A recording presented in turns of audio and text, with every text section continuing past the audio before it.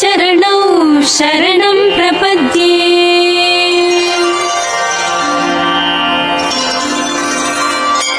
चिदम्बराय चिद्विलासाय कामितार्थप्रदायिने श्रीशैलवासाय शिवाय मल्लीश्वराय मङ्गलम्।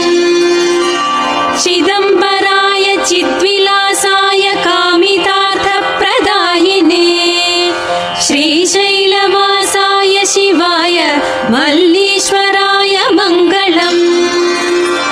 महावैभवस्वरूपाय कैलासनिवासिने उमाकान्ताय कान्ताय मल्लीश्वराय